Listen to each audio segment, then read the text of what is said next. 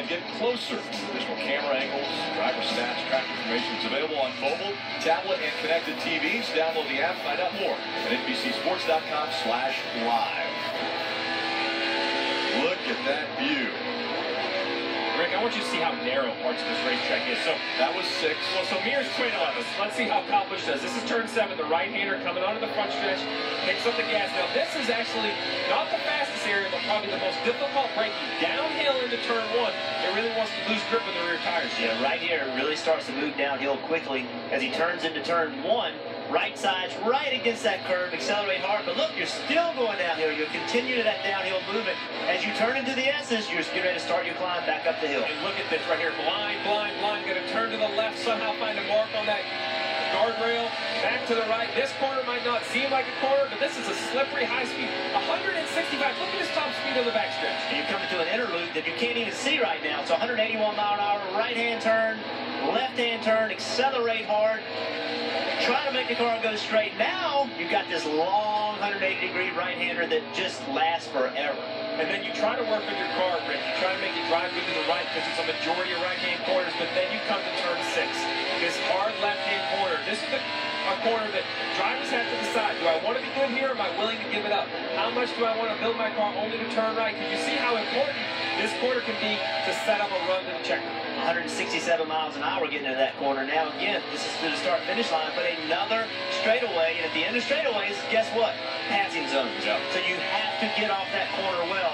You're going to see right here, this is the restart zone. This is where we see 3, 4 wide. Oh, excuse me.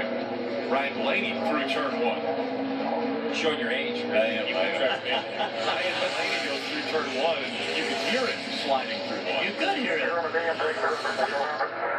So there you go. And in turn 1 is where you really have worse wheel hopping issues because you are going downhill. So as you're going downhill, the hill, as you can imagine, there's more weight on the front tires and less weight on the rear tires, and that makes it easy to get that wheel hop getting into turn 1. It's simple, Rick. It's just like standing on flat ground is going into the bus stop. Standing on flat ground is going into turn 6. Well, think about what it's like to go down a set of stairs. How it's hard to keep your weight back in your heels. It's the same thing that happens to a race car. As it goes downhill, the weight loads on those front tires. The rear tires get light. The drivers have to downshift from 3rd to 2nd. That's a big step in gearing. Try not to get those rear tires hopping. And also, with a lot of drivers, what they'll do is they'll actually put more front brake into it as they approach turn 1. So a lot of drivers will make a change during the lap, so that when you get into turn 1, you avoid that wheel hop. And that's a tool that a lot of teams are using. Remember, this is his first time he's ever been to this racetrack. In any series, he's never raced here before. So there's a lot to learn here. Pretty impressive. One guy who has been here before and has experience on road courses is Michael McDowell. He's with Dave. A lot of experience for him, and I'm sure you guys circle these weekends as real opportunities for you. Tell us about your first couple of runs out there, Michael. Yeah, it's great. You know, luckily we had an opportunity to test the Thrive Financial 95 last week at the open test here. So have a good feel for what we need. This Goodyear tire keeps getting faster and faster every run. So every time you go out, you pick up a little speed. So, you know, just trying to fine-tune, work on a few packages to try, see where you gain grip or ride the curbs is really important. The curbs are pretty big, so you got to definitely have your car working over them. How have you changed your approach to them based on the change? Well, you're really just trying to figure out how much you can take and how much you can't. And, you know, if the car gets upset and steps sideways, obviously it's too much. But the straighter you can make the bus stop, usually the better. All right, very good. Michael McDowell, his team is finishing up some work over here on the 95 car, and he'll be back out. Thank you, Dave. I want to take a look at NASCAR Heat Evolution animation and talk about brake bias. Well, it's so important to have brake bias. So if you're looking at the NASCAR Heat Evolution car, right now we're 50-50. So same front brake and rear brake. So as you apply the brake pedal, both the front and rear rotors glow equally. But the driver can adjust this. So here you're going to see he's going to shift 2% to the rear brake. So now when he gets on the brake, the back of the car wants to squat. The rear tires or the rear rotors glow. That shows it has more rear brake. But he also has the ability to go to the front, Jeff. That's right. So when you go to the front, obviously the exact opposite happens.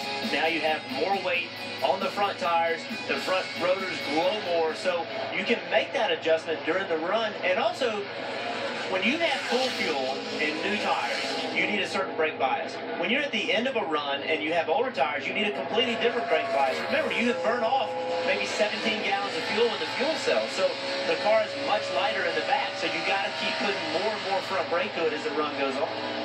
A reminder, NASCAR Heat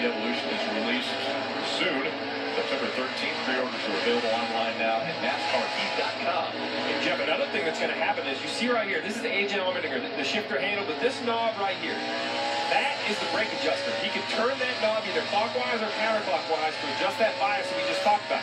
This cable goes all the way up underneath the hood or the dash of the car to adjust the master cylinders. Well, A.J. Allmendinger has a knob. Some cars out there also have other ways. Some have luggers. You can do it with hydraulic system. Some of these drivers will adjust the brakes during the lap. Front brake in for turn 1 where it's easy wheel hop.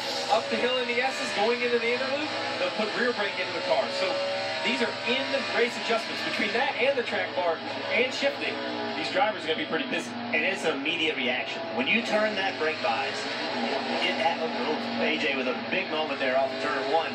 Accelerated, got up on the curve, and got the car really, really loose. He just had to bail out of the lap. But when you move that brake bias, it's an immediate reaction. It's not like the track bar where it takes a long time for it to move.